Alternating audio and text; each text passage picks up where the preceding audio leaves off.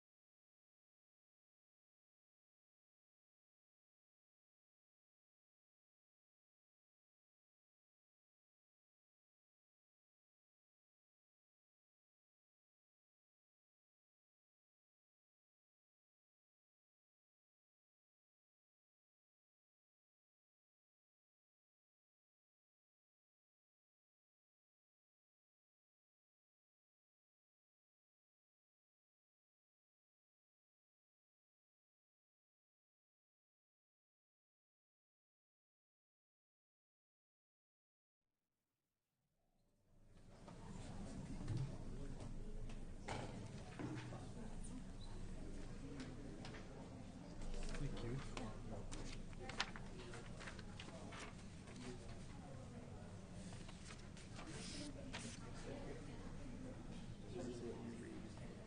after the pledge to members.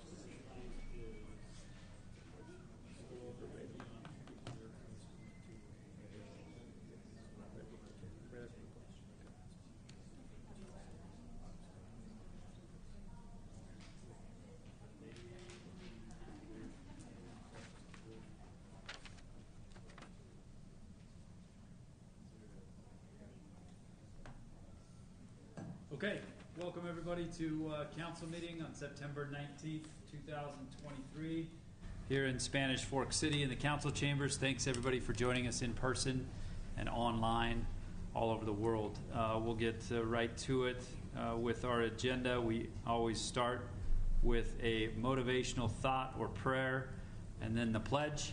And Councilman Euler has the prayer tonight, and Councilman Argyle has the pledge. If you'll join me in prayer.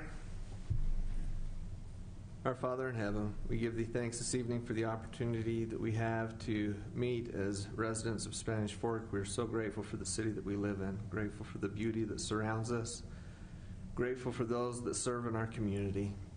We're grateful for our first responders and ask thee to bless and protect them.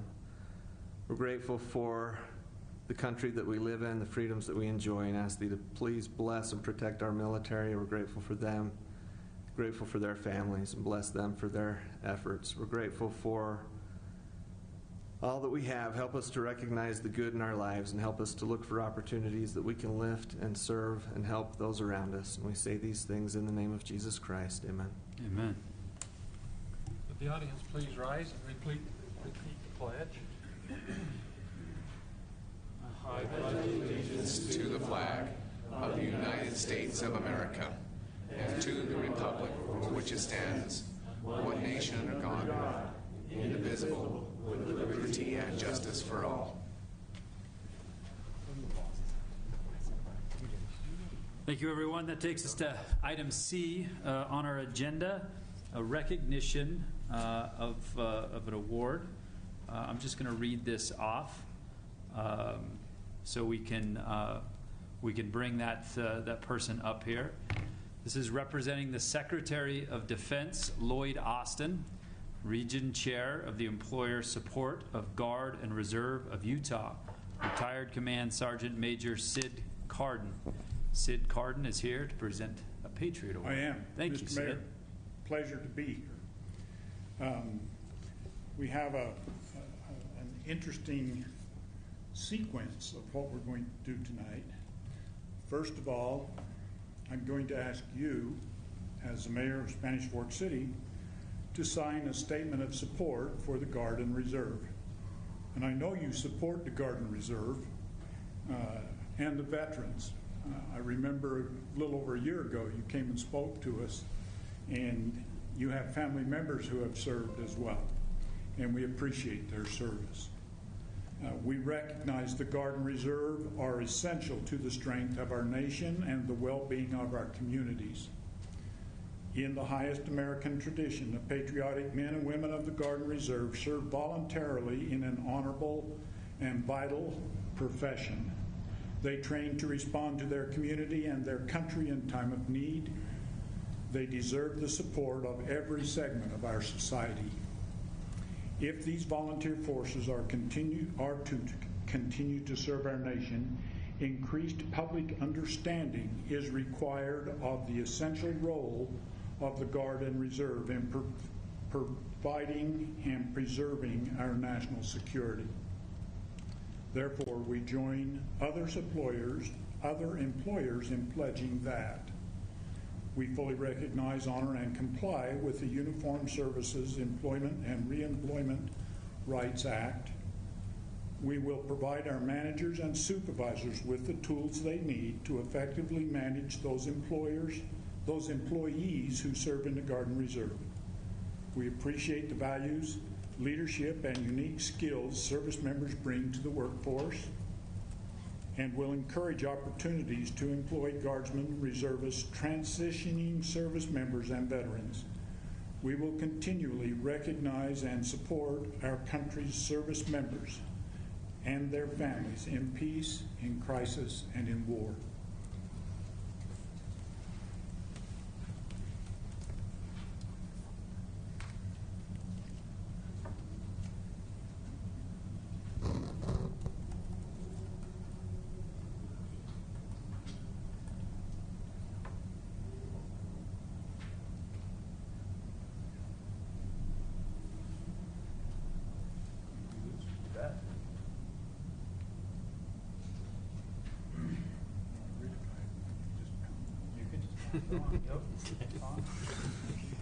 Thank you, Mr. Card. Appreciate it.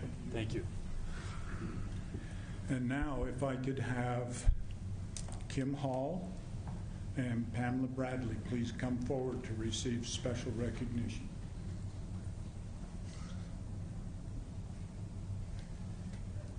Kim looks shocked. And I've asked them to sign the same statement that I just read. So let's see, this is Kim, and here's a pen. And if you would sign and date there.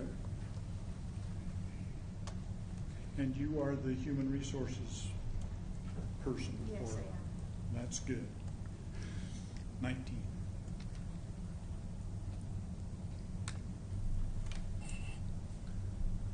Don't run off yet. And if I could have Pamela do the same thing. Let's do this way. Oh, I didn't put the pen down. There and there. Can I sign my name? Yes.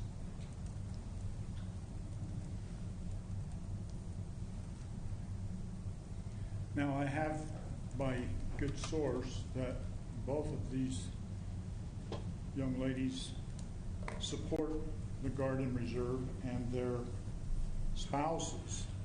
And so to recognize that support, we have from the Office of the Secretary of Defense for recognizing Pamela Bradley from Spanish Fork City as a patriotic employer. And this was submitted by Jill. So that's for you. And Jill, if you would come forward and pin Pamela, and the same for Kim. So this is yours. And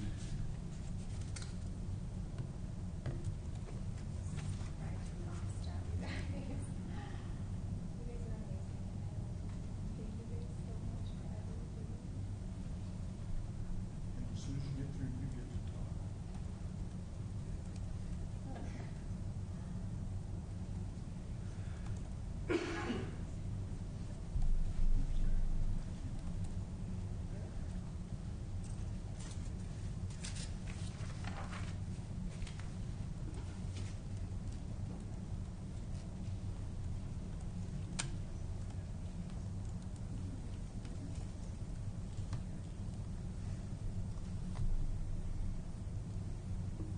I really want to talk into. I feel like they should be like out here so I can talk to them. Come up here. So I just wanted to thank you both for just being amazing. When Mike left for his 8.5 months, it was very stressful and financially and emotionally. And you guys were both amazing, and I appreciate you guys so much. So I just wanted to say thank you, and this just seems like such a small thank you for what you guys did.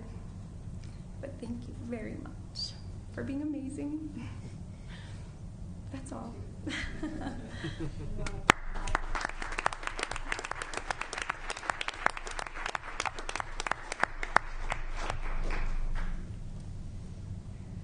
So first of all, we want to thank Mike, first of all, for what he's done.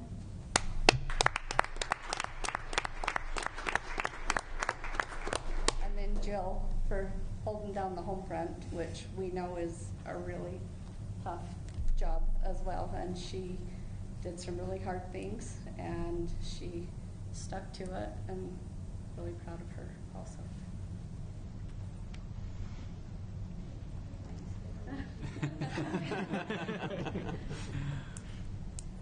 Thank you. Thank you so much.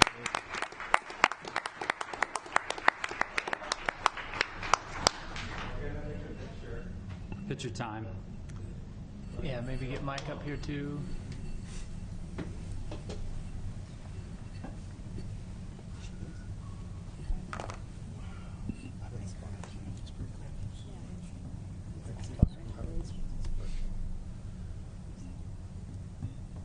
All right, front row, let's go this way.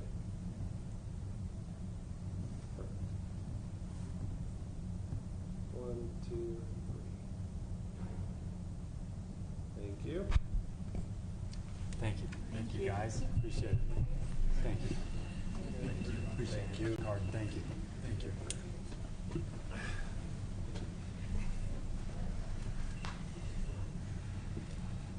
Councilman Cardin, any relationship there? Or are you going to find that out afterwards? I'm or sure what? we're going to open up the family history app and see what we Okay. can find out. See what There's not a lot of Cardins, so. All right. Good. Good. I'm actually related to Sid. Oh, Really? Yeah. Through my husband's mother, their cousins, distant relatives. Very good. That got real far real quick. No, it didn't. His wife and my mother-in-law are cousins. Very good. Well, thank you so much for coming, Sid. We appreciate that. And what a great honor for our community. So thank you so much. Appreciate that. Good work. Okay, that takes us to item D tonight, recognition of our Healthy Utah community. This is a very important award, too, to receive. I don't know if Dale's going to kick that off. Or perfect. Erica. Yes, Erica, thank you. Thank you for coming. Hello, my name is Erica DeMeester, and I am the city's health and wellness coordinator. So, Spanish Fork has been redesignated as one of Utah's healthy communities, and that's a pretty exciting award. We got this about 3 years ago is when we first applied for it, and we were just redesignated. And it's significant because it highlights all of the great work that is being done within Spanish Fork. So through implementing evidence-based strategies, and some of those that we've done throughout the year are our QPR trainings, our health and wellness fair that we have every year in May. Also, we have different support groups that we are doing. We are just actively looking for new ways to make sure that the health and well-being of our citizens is taken care of. And so I just want to express gratitude to Susan Chapman, who has laid a lot of the groundwork. She was my predecessor, and she really kind of started this movement, and so I'm really excited to continue to keep putting forward different strategies that the city can use. And I also just want to express gratitude to Mayor Mendenhall, who started the Active and Healthy movement. We want Spanish Fork to be known as Fit City, and Fit City through physical health and also mental health. And so we're grateful for our PD, our Spanish Fork PD that's here, and first responders that really help with that. So yeah, it's a big deal, and it's really exciting that Spanish Fork has been given this award, and we're going to continue to do great work here in the city. So, Thank you, Erica. Congratulations, Very Erica. good. Thank you. I think we should start by taking that picture down. No, that's a good picture. Yeah. Fit City, and that picture probably doesn't align. Let's get a good picture with all of them and you. Come on, Erica. Come on, You're Susan. still in it. Yep. You're still in that picture. I mean, there's just 4 of them, so Have them hold this. let's get them all Hold together. that right there. Yeah, Dale. Yeah. Come on, Dale. 3 votes, come on. I mean, I will ruin the picture. Oh. Well, not you guys, but these guys are.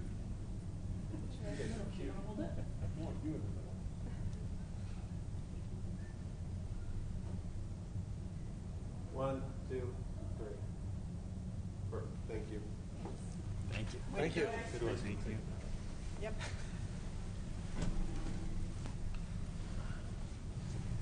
Very good. Very deserving award. I'm not sure how many, do we know how many cities were recognized in that healthy? This year there were 6, 3 renews and 3 new. I don't know how many total. We can find out. Okay. We were, I mean, it's important always to remember, we were one of the inaugural, right? We were numero uno. Not that that matters, not that we're keeping score, number 1. But we'll always remind everybody. Yeah. But in case anybody wonders, we won. Yeah. We were the fastest. Erica, thank you. Thank you for being a wellness coordinator. Susan, thanks for all the good work. And like you mentioned, it takes an army. It's your Parks and Rec department. It's the Public Safety department. It's all of us together that's doing a whole bunch of good to improve the physical and mental health of our community. And it's good to see that some of those metrics are being visualized and memorialized, if you will, and knowing that we're doing what we can, and it's a continuing improvement. So thank you so much. Very important. Appreciate it. Anything else? Anybody else want to dote on those two fine people? It's great. Thank you. Okay. All right, we'll go to item 6 of our agenda is the Board of Canvassers. I think that is our city recorder, Tara Silver, that's going to take care of that. Resolution certifying the canvass of the 2023 Spanish Fork Municipal Primary Election. Thanks. You know, we had a primary election September 5th, and so as the Board of Canvassers, per state code, you get to certify the election. So as the election officer, I come with the results of our election. And so first off, let's show you the results. Oh, Nick's taking a minute. It's all right.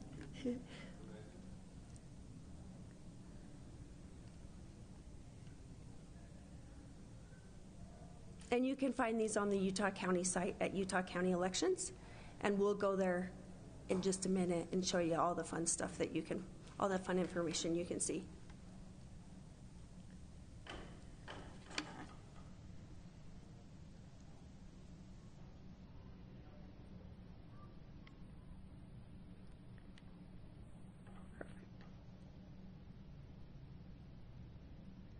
All right, so as you can see, we have all the candidates that were in the primary election. For the general election, we need 2 people per seat to go on to the general election. So that means the top 6 will end up progressing forward. And as you can see that we had 5,219 ballots that were turned in, and almost 24%, if we round it up, 24%. Came out and voted. What's interesting is that this is the exact number that we had in 2021. So we haven't gone up, but we haven't gone down. So maybe that's a good thing, maybe not, I don't know. But as you can see, the number of registered voters, there's quite a few voters out there that did not vote. So we just encourage them to get educated and do that for the general election. We tend to have more people vote in the general election anyway. All right, so I wanted to show you this. This is just voting by precinct and how each candidate did. As you can see, we have 21 districts or precincts, and if they're in blue, that means that candidate carried that district or that precinct, and that's just kind of fun to look at. But I wanted to take you to the actual Utah County election site because there's so much good information on there. Nick's going to get us there. But you can, it will show you in a map form, it will show you the statistics. Will you go to election results? I just want to show them how to get there. Can you go to primary map or results map? And then, of course, Spanish Fork. So this is how you would see these results, and there's a lot more information that can be gleaned from this if you are interested in that. Hopefully it's going to pull up. But it would show what district they carried or what precinct was carried. But it also will show you where the voters came out from, which precincts the voters tended to come from, which ones maybe need more votes to come from them, and it's just kind of a fun thing. It doesn't look like it's going to pull up, but that's where you can find all that information. The other thing I wanted to bring up are the statistics that we had for this election. We had 114 votes that were not counted. And the county has to list for us what that means and why they weren't counted. So we had 20 that were returned unsigned, which is sad to me that you would vote and not sign your ballot. I'm sure it could happen to any of us, but maybe double check that for the general election. We had 50 that had signature discrepancies, meaning it didn't match what they had on file. They usually take 5 different signatures and match it up. They have the computer try to match it up as well. And if they can't find that they are alike enough, then they will actually call these people and give them the opportunity to come in and fix it. 50 people decided not to do that. 41 turned their ballots in after the deadline. So 41 ballots. That's really sad to me. I hope those people will get it in time for the general. Like I say, I hate to have people vote and have it not be counted. How much time did you have? It was mailed to you? 3 weeks before, three weeks before the election. Most of them were mailed out at that time. And then you had until the day of the election. Tara, do you know, were those votes that were put in the mail or were they put in the drop box? Yes, they were put in the, most of them were, 14 of them were put in the drop box, the rest were put in the mail. So right before the county came to pick up the ballots, I went out, I don't know if you remember, but I left the city council meeting and I went out and checked the library boxes just to make sure nobody put it in there. I checked the utility box. Sometimes people put it in that. And then, of course, the county was right there to check the ballot box. And then the mailbox, the mail carriers would come and take that. So we try to do everything in our power to make sure if your vote was on time that it got counted. So these would have come in after that time. We had 42 people who voted early or voted election day. So that tells me that the mail-in ballot is actually working. If we have 5,000, it was like 5,219, and only 42 of them are early voting or coming in to vote, I think the mail-in ballot is working. So I wanted to pass that on. The last thing I wanted to show you is in this election, we had two candidates that were fairly close to each other most of the election. And in the primary, it didn't matter. But for the general, it could possibly cause a recount. So I just wanted to bring that forward so that you understood as the Board of Canvassers what that meant if there was an opportunity for a recount or not. So Nick, would you bring that up? So every time I got a primary return, every time the county counted, they had to send us that day what those results were. And so here are the different results, and you can see that we had two candidates that were very close to each other. So the way that the state calculates a recount is that you would take the winning candidate's votes, and you would take the candidate underneath them, and you would see what the difference is. And as you can see, that first line, the difference was only 2 votes. So you take the total cast votes so far, and then you're going to times that by 0.25%. And if that difference is equal to or less than that number, then there's an opportunity for a recount. As you can see, the first 3 results, there was an opportunity for a recount, but after that, the gap became big enough that that 0.25% didn't allow a recount. So I am going to present these election results to you in a resolution, and I would ask that you sign these right now, if you don't mind. I'm going to a conference, and so I need to turn these into the Lieutenant Governor tomorrow. So I'm going to bring this forward after you do your motion, if you certify. What happens if you turn your thing in late, like somebody turns their ballot in late? What if you didn't get it in? Well, I don't know what happens, but I don't want to find out. We don't want to find out. Okay. All right. Fair enough. Yes, the resolution. Get to it here. Do you want a motion? Okay, so this is the motion you can see on the agenda is somebody making that motion and then a second, and then it's going to need to be a roll call vote. So I move this resolution be adopted. Second. You want the whole thing yes, called please, out? If you would so say the whole call title. out the whole move to resolution. I got a chat if you want it. Yeah, dude, go ahead. I move to approve the resolution certifying canvass of the 2023 Spanish Fork City Municipal Primary Election. Second. Motion made by Councilman Cardin, seconded by Councilman Argyle. This is a roll call vote. Councilman Marshall? Yes. Councilwoman Beck? Yes. Councilman Argyle? Yes. Councilman Euler? Yes. And Councilman Cardin? Yes. Okay. That resolution certifying the canvass of the 2023 Spanish Fork Municipal Primary Election is approved. Thank you. Mayor, while you're signing that, let me add maybe just a point of clarification for what Tara was reviewing on the recount vote calculator. the recount, she did a really good job of showing, different scenarios. And in this one, it was with each release of data.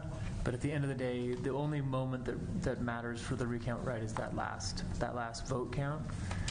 So a candidate wouldn't necessarily have the chance to ask for a recount, say, after the first or second data drop.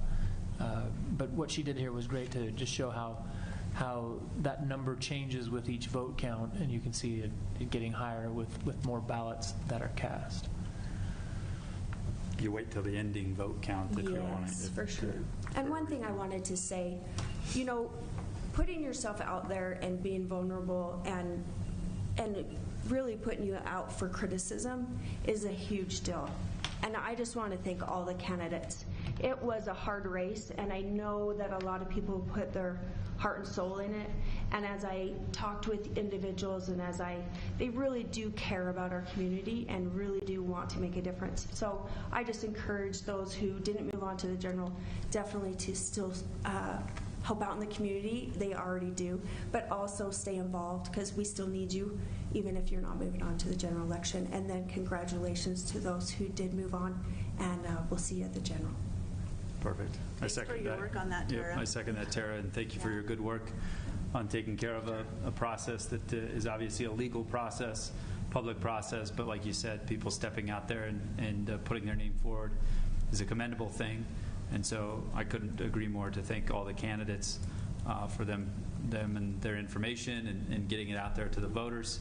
You got plenty of times to do this in your life too. It's not a one and done thing. So you can just encourage anybody that doesn't move on from this one or the next one, stay involved. We need you. Your city needs you, right? So Absolutely. Good stuff. Thank you so much. Thank you so much. Tara. Thanks, Tara. And we'll point out that I like the graph that showed you bumping up against 24% of the registered voters, right? And so I know that number is a small number when you put it in comparison to the whole registered voter that's out there. And so we hope everybody votes. It's a right that obviously people have fought and died for, so use it. My goodness, it's part of the election process. Certainly don't get it confused with, what's our population now, 40-something thousand? Call it 48. 48,000. So 48,000 people, and you say, well, 5,000 only picked these people. Well, the census includes my son Jagger too, who's 7, and I don't want him voting because whoever says they'll give him ice cream will be who that he votes for. So remember, it's not the 48,000. It is the registered voters that you're after, and that's a 24,000 number. Still, we'd like 100% participation out of those 24 for sure, right? But it's good to see that some numbers are trending upwards in people getting involved and making their voice heard, so making their vote count. Thanks again, Tara. Appreciate it. Thanks, Tara. Okay, if there's nothing else on that side of it, we'll move to item number 7, the public comments section of the meeting.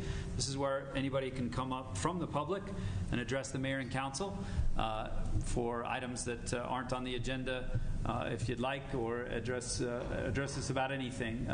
We put that 3-minute clock up there so we can keep the meeting moving if we need to, but this is your time. Anybody that wants to address the mayor and council, please feel free to come up. We had a lot of people in here before. I don't know what had them leave. I thought we were going to get some public comment. What was Gary in here for? Dale? His daughter. Oh, was that his? Oh, that's his Pam's. Okay, all right. Well, I'd have made him stay and give us a public comment if I thought he was going to leave. Gary's a good man on our Parks and Rec committee. Nobody else? Okay. We'll go out of public comments and go to council comments.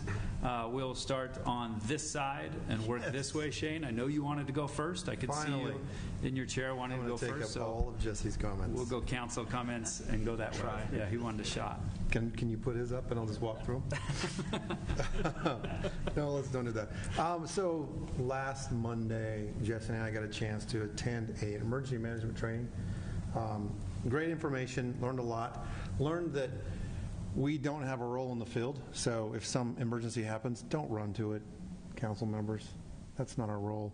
But I also learned that I don't really know what my role is, and it would be good I don't know if you're any different than me, but it was like, I know what I don't need, not what I'm not supposed to do, but I'm not sure exactly what I'm supposed to do. It'd be good to have Trevor probably sit down with us at a workshop and figure out what our role is so we don't end up in a place that we shouldn't be. Because I know that's my tendency is to be like, oh, let's go. I can move that tree out of that road. Turns out I'm just in the way. So that was great learning experience there. We all had a chance to go to the Utah League of Cities and Towns Fall Conference about a week ago. Learned about more about PIDs, more about bonding. More importantly, I think we got to interact with some of our colleagues across the state. Really learned that we're all in this together. We all are facing very, very similar topics, and in some cases we're pretty dang lucky we're only facing some of their same topics. So it's good to be here. It's good to be in Spanish Fork, and it's a great place to be from. And the last note, today is my youngest daughter's 18th birthday. So congratulations, honey. She's going to love the fact that I said that it was her birthday today on TV for the 18 people watching us. But her birthday today, 18 years old, wonderful person, really keeps our family together. So appreciate you hanging out with us. That's it for me. Very good. No phone number out there so people can text her. Just going to do that. Nope. Okay. Fair enough. I'm going to leave it there. Councilwoman Beck. Just to add to that, last week, like Shane said, we were able to go to the Utah League of City and Towns Conference up in Salt Lake, and we were awarded the Healthy Community Award. And then our local representative, Stephen White, we were able to listen to him. He's a great advocate for Spanish Fork. He talked about the housing shortage, construction costs, and the not in my backyard mentality. And I just want to say thank you to Representative White for his time. Fun fact, him and his wife Roxanne live in Mapleton, and so they represent the east side of Spanish Fork, and they both signed up for Spanish Fork University so they can become more familiar with Spanish Fork and what we do. So I thought that was really cool. And then our city manager, Seth Perrins, serves on the League's board representing Spanish Fork, and we just appreciate his time.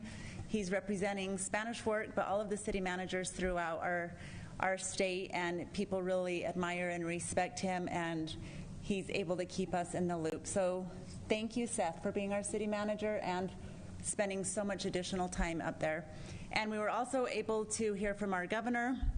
A couple things he talked about was water conservation, the housing issues that keep him awake at night, and the ability to collaborate and disagree better. So we had a good week up there. And then yesterday I was at the Utah Valley Executive Summit up at Sundance, and I ran into Michelle Carroll. Do you have that picture, Nick? Oh, good. So it was fun to see Michelle. Michelle is one of our planning commissioners. And as I was talking to her, I was just expressing my appreciation. So in our ordinances, our commissioners provide analysis and recommendations to the City Council related to the city's general plan, zoning ordinance, and subdivisions. And so by the time things get to the City Council, it has been vetted so well. It starts with all of our department heads, directors. They get the ball rolling and give feedback to the people, bringing ideas and opportunities to them, and then it goes to our commissioners. And the 6 commissioners really ask great questions, give us great feedback, recommend or to accept it or not to accept it. So I just wanted to give them a shout out.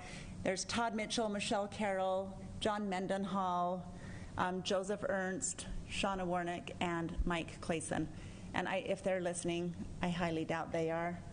But if they are, we really appreciate what they do, the time they give once a month here, and then studying the issues to just help us with our land use. So that's all I have. Perfect. Thank you, Councilwoman Beck. Councilman Argyle. Thank you, Mayor. I'd like to second, or if I could, Stacy's comment about our commissioners. The time they put in, the effort they put in, and then to present the stuff to us. And I want them to know that it holds a lot of weight. They do a lot of work, and when it comes to us one way or the other, they've done their due diligence, and it's such a good feeling to know that those guys are behind us. The Development Review Committee also I'm grateful for their time and efforts that they put in, and they always do such a great job. I'd like to comment, just if I may, Mayor. This award that he received, or that the city received today, how important this is. I had the opportunity when I was working in my previous job. I had 4 of my employees that were members of the Air Guard, and they were all 4 called. 2 of them were gone for a year and a half, and as you heard her, it leaves their families. They go to work. They went to they were stationed in the Baghdad airport during the Gulf War, and it was difficult as an employer to have 4 of them gone at the same time for me and make up that time. My employees were great to do about it. After they got home, we were so glad to have them come back. And they belonged to the Air Guard. 2 of them belonged to the Air Guard, and then 2 of them were logistics, so they'd go in and run fiber optics, and after you'd go in and take over an area, they go in and take over and run fiber optics and set up the communication systems and stuff. And listen to a couple of their experience that had happened to them. Really brought it home when you talk about war and talk about their families. They showed up at my place, the Air Guard, and presented me with a flag that had flown over the Baghdad airport, and just recognized the same thing, the support that I give them, their families, and how important that is. And I never really realized just how important that is, especially for employers. She's employed by Spanish Fork City. It's a difficult time. I think sometimes the families left behind struggle more, because when they're deployed, they're working hard, they're doing stuff, and they're keeping busy. But I was so honored and touched, and I think this is such a well-deserved to know that Spanish Fork City also supports our military, our Guard, all of that, and those that are buffed back, that we try to do that. And I've seen our community so much with our National Guard that's here. Tabitha's Way is involved big time in that, and I'm so grateful for our community and what they do for our military officers. Thank you. Thank you, Councilman Argyle. Councilman Euler. Thank you, Mayor. Last week we had the opportunity to socialize and mingle with our city employees at the annual city employee dinner, and recognize some of those that have worked for the city for 5, 10, 15, 20 years. And all I can say is Spanish Fork is blessed to have the employees that we do, that work and keep the city functioning, and that make it as great as it is. So thank you to all of our city employees. It was great to be able to spend some time with you. Second thing, had the opportunity also last week with the mayor. Shane kind of was there. He was at another meeting, but he communicated on this. We had the chance to meet with Dave and some other individuals to discuss. You did, absolutely, absolutely. We discussed a couple of the possibilities or options of who we're going to select to help us with our not our master plan, our general plan. Our general plan that's up and coming. So, Dave, I don't know if you want, not to put you on the spot, but maybe if you want to give a little bit of a timeline and what that process might look like in the future. I appreciate that, Councilmember Euler. We, as you mentioned, we reviewed proposals from firms that would like to work on our general plan update project. It seemed as though there was consensus about which of the firms would be the best candidate for the work that we want to have done. And earlier today, Daniel Wayne from Mountain Land Association of Governments and myself had a conversation with the leads from that project, and we anticipate that a contract will be in place within the next week for them to work on it. It's a design workshop. They'll be the prime, teaming up with Farron Piers on the project to do both a general plan update and a station area plan for a specific area that is around where we think the future front runner commuter rail stop in Spanish Fork will be. We have them teed up to start work in October and to be essentially wrapped up in September of 2024. Not quite a year. That's a long time, but not necessarily a really long time for a project that has as much going on as this one does. So it's a kind of once in a decade opportunity for our appointed folks, the Planning Commission, to kind of put their fingerprints on the future land use vision of the community. But I'd say ultimately, really, it's the City Council's opportunity to create their vision, with the guidance and recommendations of the Planning Commission, and again, a very good consultant team. So this is something you all know has been in the works for quite some time. I believe the timings come together very, very well. I'm excited, very excited about working with Design Workshop. I think you guys will appreciate the relationship that they want to have with the city and really do something great that will influence how people live in the community for. Thank you, Dave. I think one of the things that really stood out with their resume, with their application, was what they had said with their community engagement. And it sounds like they're very much interested in knowing not just what the council, just what city staff, but what the entire community of Spanish Fork envisions for our future as a community. And so looking forward to see what they come up with and what they propose. There will be quite a bit of community engagement and meetings coming up, so keep an eye out for those. Thank you, Mayor. Thank you, Councilman Euler. Can I add to that one just a little bit? Yes. Thanks for bringing that up, Kevin. I think our plan is 10, 12 years old currently. We rely on it almost every time we're in this building. I can't stress how important it is for the city to turn out and give feedback on this plan, on this update. It is what will guide the city to grow. I don't know how many times we've said the general plan says X, Y, or Z, and therefore I'm going to vote this direction. It means that much. So now's the time. Over the next year, come out, give us your feedback, give us your input. We will listen to all of it. I promise you we will listen. We may not agree on everything, but we'll listen to all the feedback and the comments. So please come out and let's make this city what it is. Continue to make the city amazing. Point. It's important, I think, that you touched on the professionals that do this all the time. There's not going to be a lot that they haven't seen, right, in their processes. So it'll be good to have kind of that third party as well that's in between all the differing opinions of what that general plan looks like, and talk about it, talk through it. So excited for that process. Good point. Good point. Councilman Cardin. Thank you, Mayor. Some of the things have already been talked on. Shane took them all. Utah League of City and Towns, I think that one of the big takeaways for me from that meeting was disagreeing better, like Stacy talked about, but I think it's important to recognize that it doesn't mean disagree less. We should have disagreement, but doing it better. We don't have to have the hatred that we see in some of our national politics and in different arenas, that we can disagree but still care for each other as a neighbor, as a friend. And I think that's important. I think it's important as we move forward. Second thing I have on here is employee dinner. Kevin talked about that, but that was awesome to see all the employees in one room. And I don't know, they fit in the Ponderosa, but it's tight in there. And it's fun to see everybody in a different element, having fun.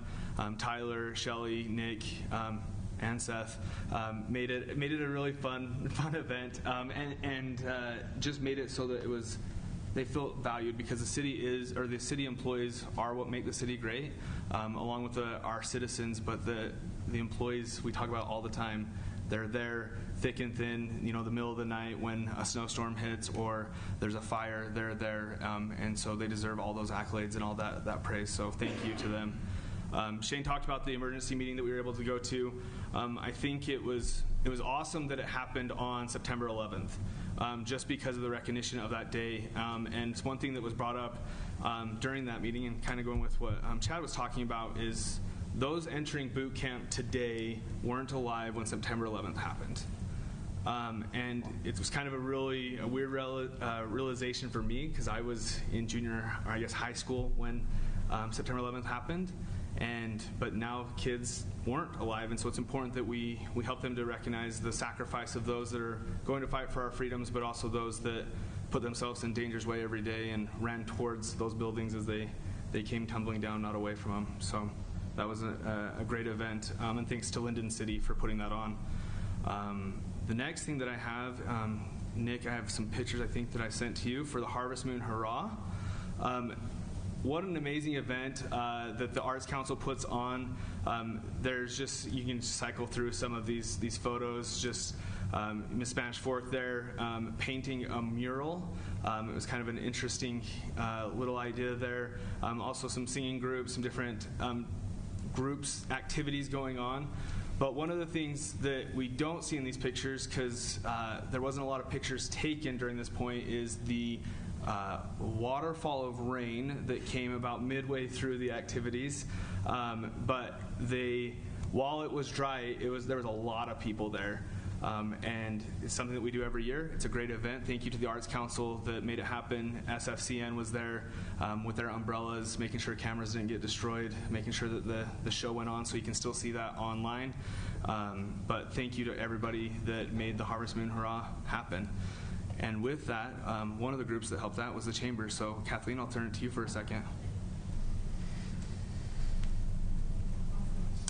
Yeah, I think I took 2 pictures of the Harvest Moon Hurrah because there were so many kids, and then it was raining, and so anyways, but it was a great event, a really, really good turnout. I did not make a slideshow, but if you follow us on social media at Spanish Fork Chamber on Facebook or Instagram, you can check out what we've been up to. I just wanted to share some events that we have going on at the Chamber coming up. Noon networking luncheon is this Thursday at Intermountain Hospital, September 21st at noon.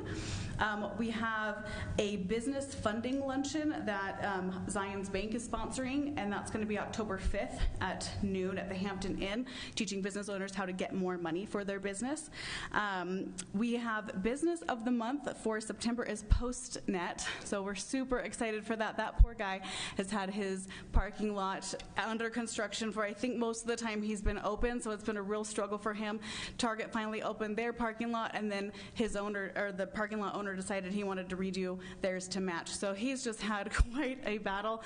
It'll be great once the Target is open for him, but we're excited to celebrate him for Business of the Month. He's really been a big supporter of the Chamber and a fantastic asset to our community. So PostNet, we're celebrating him September 27th at noon will be Business of the Month celebration. Golden West Credit Union is cutting their ribbon on September 29th at 1:30 p.m. We have I Heart Mac and Cheese. They're celebrating a ribbon cutting on October 9th at 11 a.m.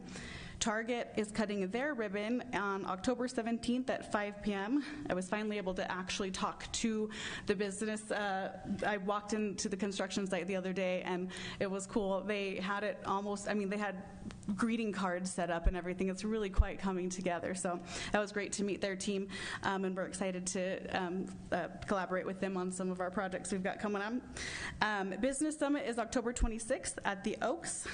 Then we have Meet the Candidates for Spanish Fork on October 12th, and then Salem City on October 26th. Trick or Treat on Main will be October 28th from 1 to 3 p.m. And then we've got the Farmers Market going on every Saturday through the month of October. So thanks so much, you guys. Appreciate the time. Perfect. Thanks. Thank you, Kathleen. And that's all I have, Mayor. Thank you, Councilman Cardin. Thank you, Kathleen. Thanks for all that the Chamber's doing and very active in the business community. We appreciate it. I just have one thing that I'll go over since nobody mentioned it. Marriage. You all need to start talking more about marriage. I've talked to your spouses, and they want you to talk more about marriage. Yeah, in a public meeting, they want you to talk about marriage. I'm just kidding. They don't. But one of the few perks of getting to be the mayor for a bit here. One of the few perks? Yeah. You want to rephrase? Well, I don't know. Maybe is this? A lot of perks. Is there a lot of perks? Yeah, this can't just be one of the few. No tickets, right, Chief? No tickets. One of the many. Oh, okay. One of the many perks. Oh. I just want you to phrase it. All right. I don't know. Talk show or something. Yeah, I'm gonna have to make a list of those perks. But this is a cool one on a Saturday where a couple Chance and Jason were nice enough to ask if I would come and officiate a wedding. And so I got to do that with their little dude, Archer, taking a nap kind of in front of the whole thing. It was kind of cute. But when I asked them to tell me a little bit about him, I didn't know him before this, but they said, hey, we're getting married up at the Shalon, which looks great, by the way. You can see they've updated the Shalon there, and it was a great venue and great family and friends to celebrate their special day. But I asked them what, about themselves, and they said our family and the way we come together is kind of like a puzzle, and it's just pieces of a puzzle that's kind of come together to this. And so Amber, my wife, said, let's get them a Spanish Fork puzzle. And so that's what they got for the mayor's gift for being at their wedding is a puzzle. It brought to us that it's only a couple of days away from the 20-year anniversary of me and Amber being married. So we celebrated that yesterday, since we're talking about birthdays and stuff.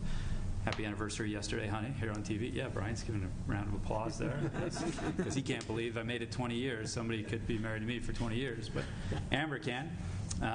She's a very patient woman. But it also got me thinking, this wedding, beautiful couple, beautiful family and friends, and our life 20 years ago starting that journey. But then around the time of the Utah League of Cities and Towns Conference is the time where I got to know Mayor Brent Taylor from North Ogden, Major Brent Taylor. And so this is fitting today, a National Guardsman that served multiple tours of duty in Afghanistan and Iraq, and then was killed by someone that infiltrated their camp and was being trained by his unit. And that was now 5 years ago, 2018, November 3rd, 2018. And Mayor Brent Taylor and I have a connection of friendship and camaraderie. He was a great mentor to me as he was a public servant and I was a councilman, and just learned a lot from him through service through the League of Cities and Towns. But then the connection that Amber and I will always have to them is we share the same wedding date. So they were married the very same day on a different side of the Salt Lake Temple. We didn't know it until we've looked through pictures together and seen some of our. We haven't found a picture with like both of us in the background of each other's pictures. I think we need to probably provide you with some footage, Kevin, and you'd go through it, right? Yeah. But we have seen pictures of each of our parties that are in the backgrounds of our pictures walking around the temple. So some were there for their wedding, some were for ours. But it just does speak to what Sergeant Major Cardin gave us here today of supporting our servicemen and women. Obviously, it's their 20th anniversary yesterday as well, but Gold Star wife and mom, Jenny Taylor, doesn't get to celebrate that with her other half. So thank you for your service, Major Taylor. And Jenny Taylor, she often speaks at these conferences, and a lot of government, especially municipal government functions, because he had a love for it, she had a love for it, their family grew up in it. And so when you talk about service to your country, service to your community, you can't find a better role model than those two people. And just having all that marriage stuff come together this weekend reminded me of those two good people. So publicly to Jenny Taylor, thank you for your continued service, and obviously to Major Taylor for his ultimate sacrifice. Okay, anything else on council comments? If not, we'll move on to Spanish Fork 101. It's quickly becoming one of the coolest things that we do in Spanish Fork, and I know the business community loves it, but the residents do as well. Christian, you're here to talk to us about this year's Wings and Wills coming up. Thanks again for having me, Mayor and Council. We're looking forward to our event this weekend. I've got a short slideshow. So this is our 10-year anniversary for the event. So I was looking through some historic photographs the other day. I'm really surprised at the growth that we've seen with the event the last 10 years. I think 10 years ago it was, maybe a couple hundred people and a few aircraft out on display, and now we see probably about 10 to 12,000 show up to the event, and a lot of businesses and different people come. So we're really excited for this year's event. Christian, just maybe for clarification, did you refer to 10 years as historic? For me, it is. 10 years is historic. I'm only celebrating my second-year anniversary, not 20 yet, so I've got a ways to go. How many kids did you have 10 years ago? 0. See? Currently 0. Historic. Still on 0. I'm just, 10 years historic.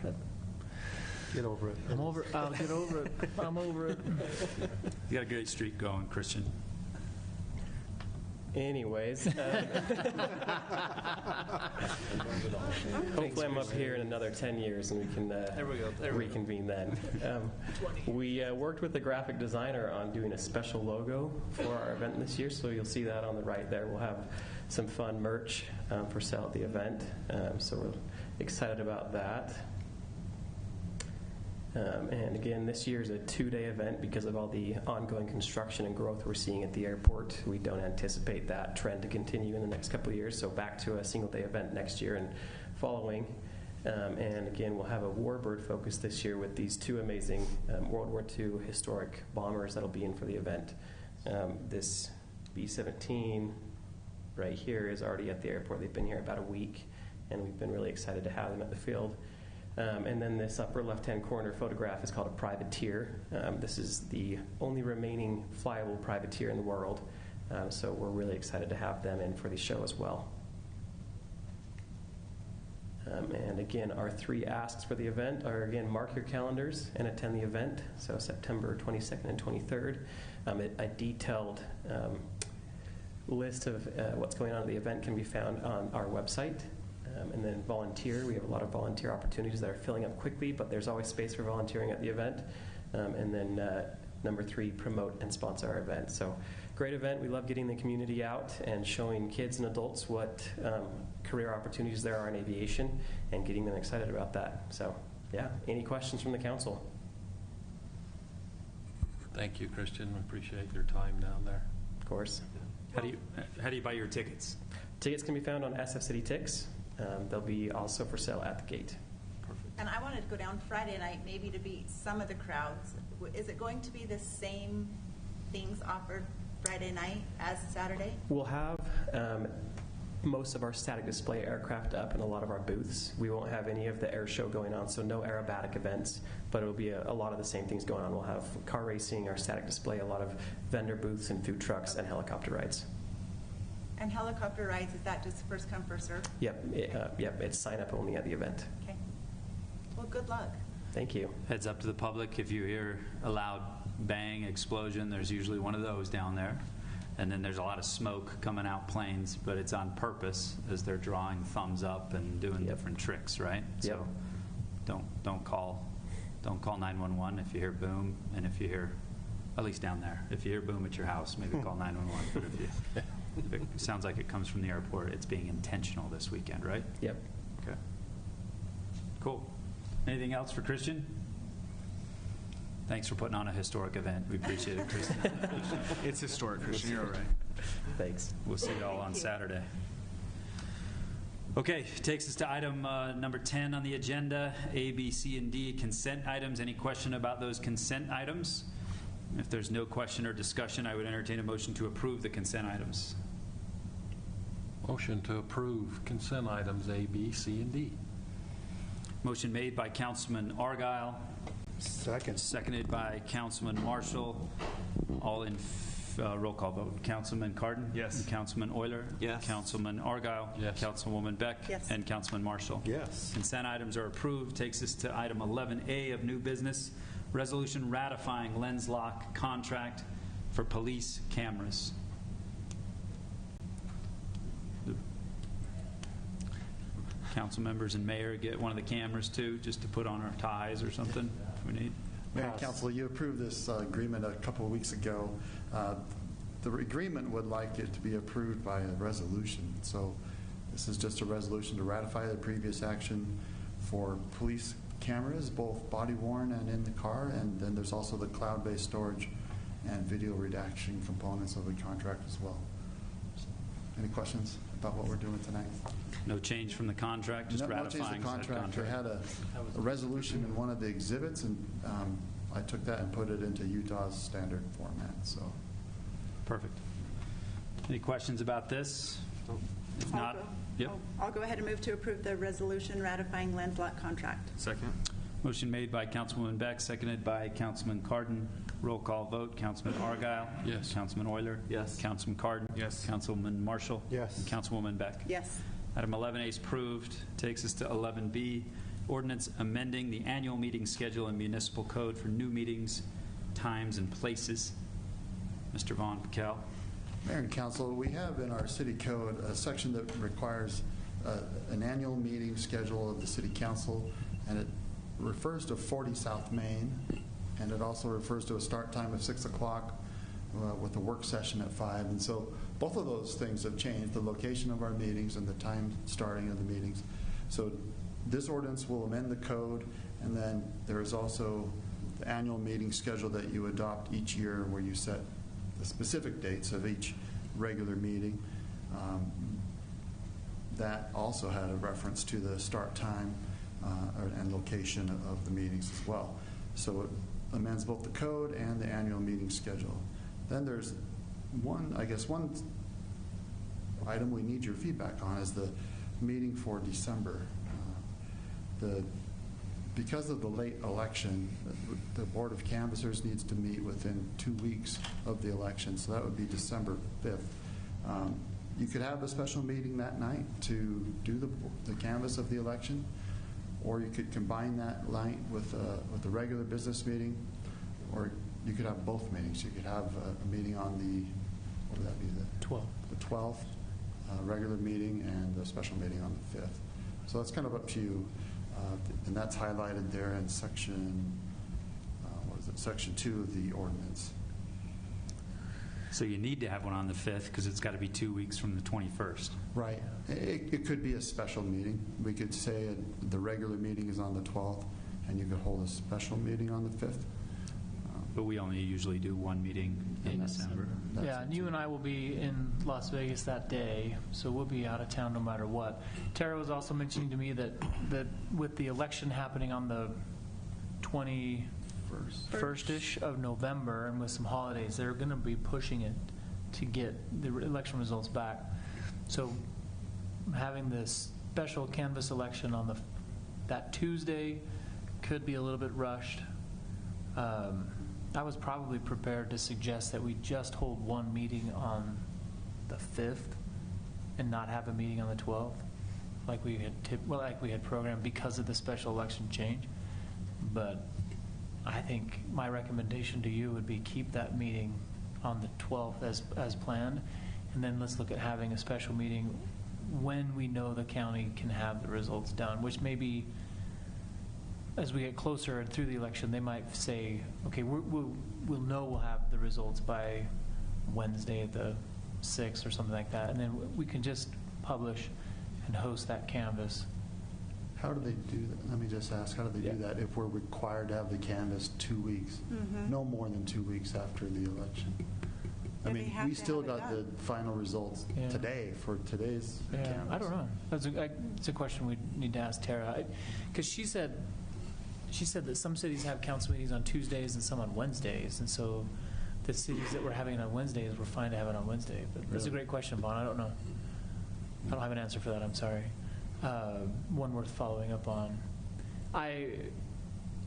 So we don't have to have it at night. We could have it at 4 o'clock in the afternoon. Okay, we could have it at 4:30 in the afternoon. Doesn't this work? Why not have a regular meeting on the 5th?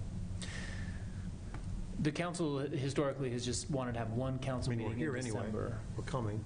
Why not get some business done while we're here? Because several staff will be. Plus, you get to run it, which is a much I know, more that efficient. is true. Boom, boom, boom. Get done quicker. Beck? All right, the 5th, it works. Argyle, Beck. So a couple of reasons. historically, we can do whatever you guys want, but a couple of thoughts have gone into the calendar. We've adjusted planning commission so that it's lined up better with having meetings flow into the council, that because we're only having one council meeting. So planning commission would happen, I think, Dave, on the 6th of December. That is correct. And then we would have a council meeting on the 12th.